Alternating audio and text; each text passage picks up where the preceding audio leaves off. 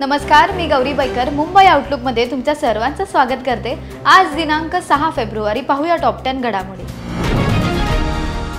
लोकप्रिय क्रिकेट समीक्षक द्वारकानाथ संजगिरी यांचं आज दीर्घ आजाराने निधन झाले। वयाच्या 74व्या वर्षी त्यांनी मुंबईतल्या लीलावती रुग्णालयात अखेरचा श्वास घेतलाय।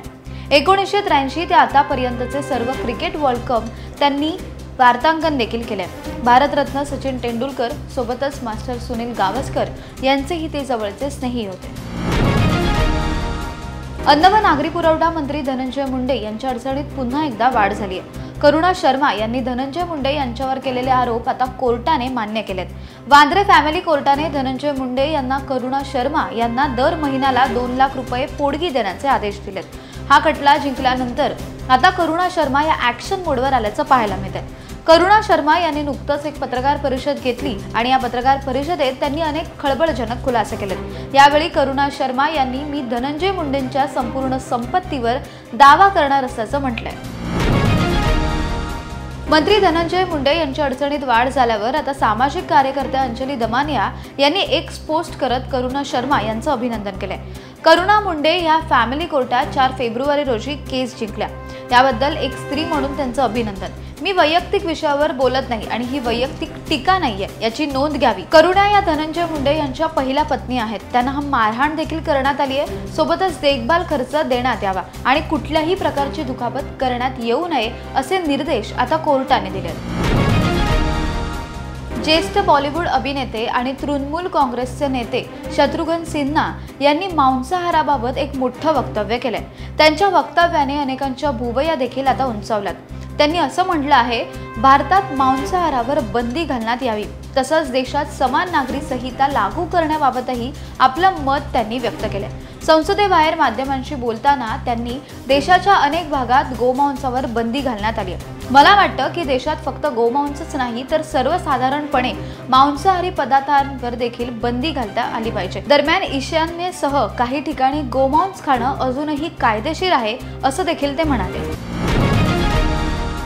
राज्य सरकारच्या लाडकी बहीण योजनेबाबत आता अधिक माहिती समोर आली आहे। राज्य सरकारने या योजनेबाबत नुकतंच एक शासन निर्णय प्रसिद्ध केलाय। या निर्णयामुळे माझी लाडकी बहीण योजनेबाबत नवीन माहिती आता समोर आली आहे। या योजनेच्या डिजिटल आणि सोशल प्रचारासाठी 3 कोटी रुपयांची निधी आता खर्चात मंजुरी देखील करण्यात आली।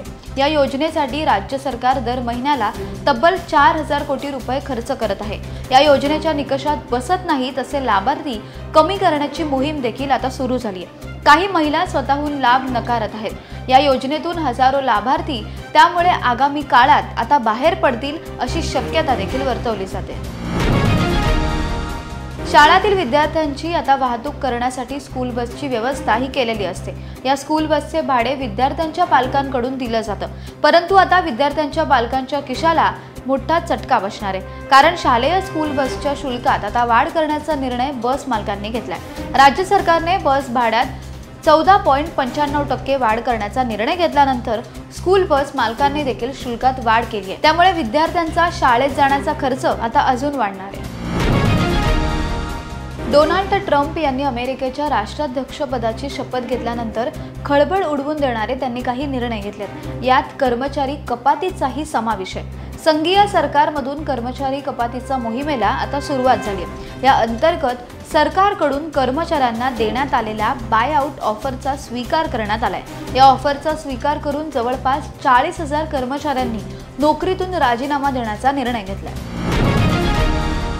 अभिनेता राहुल सोलापूरकर यांनी छत्रपती शिवाजी महाराज यांच्याबाबत केलेल्या वादग्रस्त विधानानंतर अनेक संघटनांनी एवढंच नाही तर शिवप्रेमींकडून आंदोलन देखील करण्यात आले। सोबतच विविध राजकीय पक्षांच्या नेत्यांनी देखील अभिनेत्याच्या वक्तव्याचा समाचार घेतलाय। अभिनेता राहुल सोलापूरकर यांनी त्यांच्या या वक्तव्याबद्दल माफीही मागितली। मात्र आता राहुल सोलापूरकर ज्या भांडारकर संस्थेत विश्वस्त पदावर होते त्याचा राजीनामा संस्थेने मागितला होता। राहुल सोलापूरकर यांनी त्यांचा विश्वस्त पदाचा राजीनामा आता दिला असून तो संस्थेने देखील स्वीकारलाय। टीम इंडिया विरुद्ध इंग्लंड यांच्यातील 3 सामन्यांच्या एकदिवसीय मालिकेतील पहिला सामना हा नागपुरात खेळवण्यात येणार आहे। इंग्लंडने टॉस जिंकून बॅटिंगचा निर्णय घेतलाय। एक दिवसीय पदार्पण वेगवान गोलंदाज हर्षित राणा आणि फलंदाज यशस्वी जयस्वाल या दोघांचं झालं। तर दुसऱ्या बाजूला टीम इंडियाचा अनुभवी बॅट्समन आणि माजी कर्णधार विराट कोहली या सामन्यातील प्लेइंग 11चा एक भाग नाहीये. विराटला झालेल्या दुखापतीमुळे आता टीम इंडियाचं ICC चॅम्पियन्स ट्रॉफीतलं टेन्शन अधिक वाढलंय.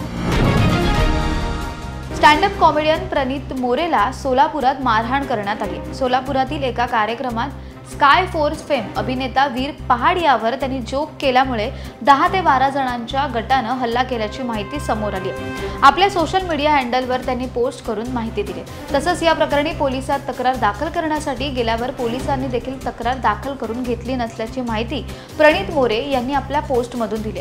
अशातच आता या प्रकरणाची पोलिसांनी दखल घेतली असून 10 ते 12 जणांविरोधात पोलिसांनी गुन्हा देखील दाखल केला आहे.